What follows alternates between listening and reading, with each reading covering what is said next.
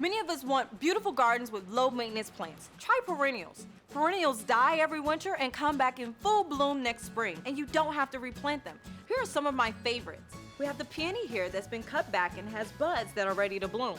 Then we have the Mexican blue sage and lavender, very hardy plants, drought tolerant and love sun. Now these little lovers just want you to cut them back once a year so that they can grow back in full bloom next spring. All right, now this is like some pretty serious, complicated construction. It looks hard. Psych! Step number 1, let's remove all the juniper. This is like juniper from hell.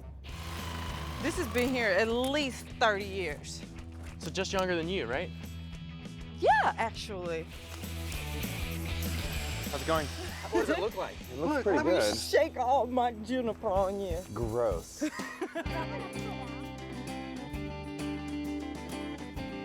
Okay, guys, it is time. I want you guys on the count of 3 to turn around and just tell me what you think. 1, 2, 3.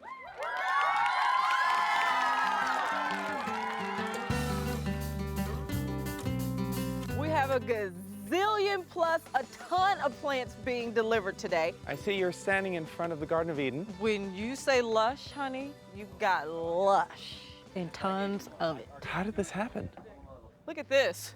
Isn't this ugly? I don't know what your problem is. I think it's shabby chic. It's definitely shabby. Now chic, I think we can work on that. If you want to conserve water in your garden, try succulents. They come in a beautiful variety of colors and textures. They store water in their leaves, their stems, and their roots. And contrary to popular belief, they grow in many different climates, but the key is well-draining soil.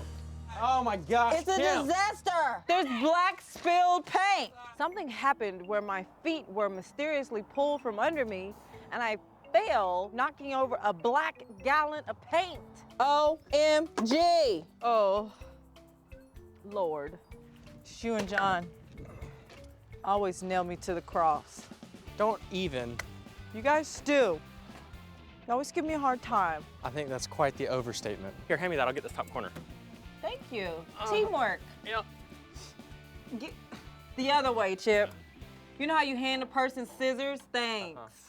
Make your backyard an inviting and relaxing place to be this spring by bringing the comforts of indoors to outdoors.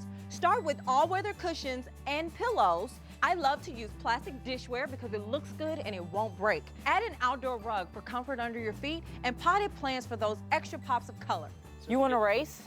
I would whomp you. I am speed like you haven't seen before. Me too. I take little bitty steps. You gotta, I'm like the road runner. You're on top of it. You guys ready to plant and get dirty? Or jump on the mound of mulch, you can do that too. So what we're gonna do, guys, is put like 2 inches of soil on top of the root and leave this little crown out, okay? High five, you did it. Want to get your kids involved in the garden? How about making a simple bird feeder together? Today, Anderson and I are gonna make a pine cone bird feeder. First, we coated it in peanut butter. Anderson here is gonna roll it around in the bird seed. Now, when it's done, we're gonna hang it from a tree. We planted a few more foundation plantings here. The thing to think about for foundation plants is for them to actually complement the color of your home. So the orange in there brings out that terracotta in your house. It's beautiful. It's so pretty. So we could do something like this, How many do we have? a little bit more haphazard, like this. Well, it can't be like Hopscotch 2.0 though. I mean, they already have 1.0 here. But I even think aesthetically it looks better to have them spaced. I would go wider. I'm all for functionality. I mean, aesthetic, yes, that's why we're here. But who looks down while they're walking every last time? No one. This is a house divided right here. I can't wait to work with Kim. I mean, I love her from watching the show, and I think it's going to be great. Your front flower beds are gonna be like hydrangea haven. It's gonna be really nice. Do you like hydrangeas? They're one of my favorite flowers. That's perfect. No way, Danielle. No, really.